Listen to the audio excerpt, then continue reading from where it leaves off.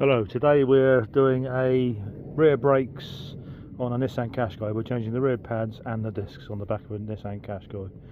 So first job we're going to do is we're going to find a jacking point underneath the car, jack the car up and remove the wheel.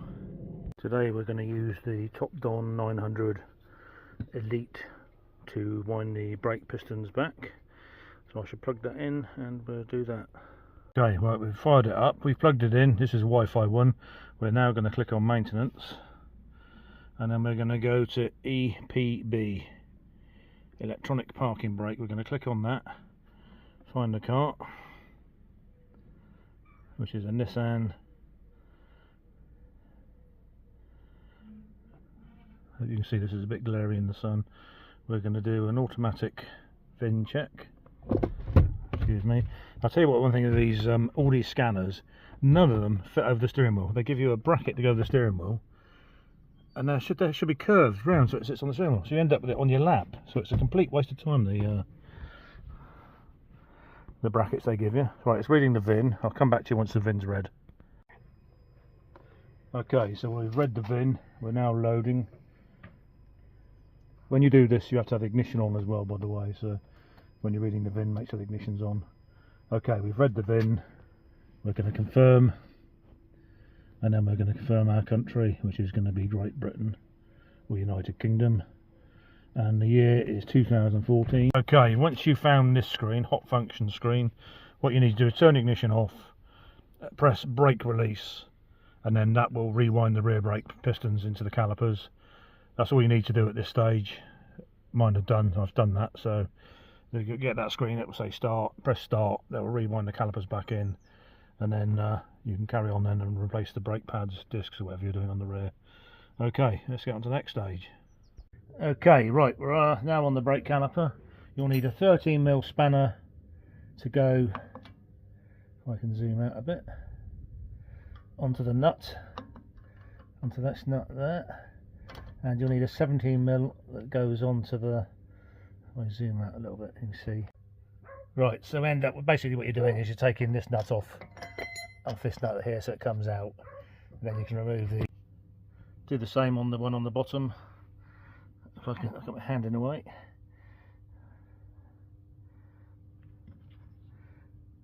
Take this nut out and then you should be able to release the caliper, should come loose then.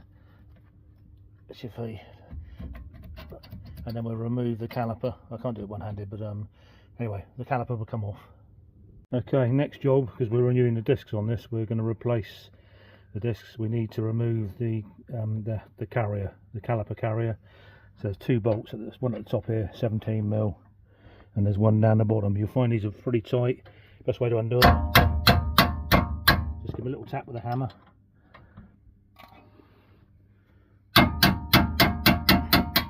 And they'll come loose. They will be tight because they've got all the road grime on them. Then the caliper will be loose. Sometimes you can get away with just removing one bolt. We'll see how this goes, but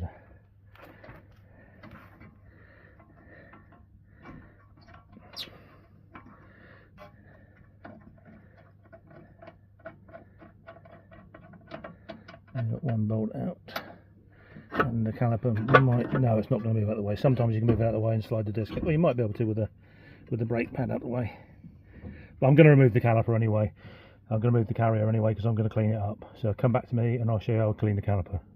We got the caliper off, and as you can see, the pads are actually, these pads are meant to slide up and down, but they're actually not moving at all. But they are just, and that is not acceptable. These pads, they need to slide in and out on the runners here. So what I'm going to do is I'm going to take them out now and clean up the ends, which I'll show you in a minute. Thank you. Move the pads, if I can get them out, which now are pretty well stuck in there, to be honest.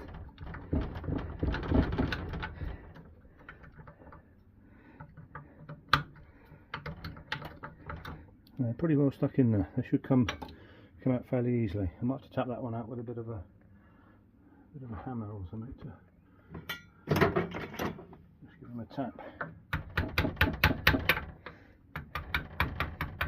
Okay, that's the pads out. They say this is the reason they're not sliding.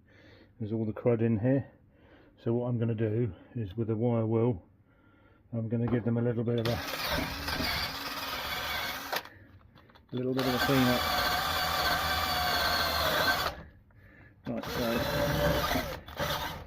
do that on both sides, and then we'll refit the carrier. Okay, right, we're putting the disc back on. Fortunately, when we took the old disc off, the screw, the countersunk screw that holds the disc in place, it's only it's just a locator. Wasn't it? Well, somebody put a small one in and it just popped off. And I've looked in my box and I haven't got one, so I'm going to have to come back to that later. I'm going to order a couple. But you can still put the disc back on. The wheel, when it's on, will hold it. Hence these nuts I've put in there just to hold the disc in place. So we can put the caliper carrier back on now. Once the wheel goes back on, that can slide. Doesn't really matter where it is in relation to, because it will only slide in where the wheel nuts are. So that does need to go back in, but we're going to order one and we'll come back to that later. Okay, hope that's of interest. Okay, now we're ready to put the disc back on. We need to degrease the disc because it comes with a protective coating on it. So we've got some brake cleaner here. We're going to give it a good wipe over, get any grease off both sides.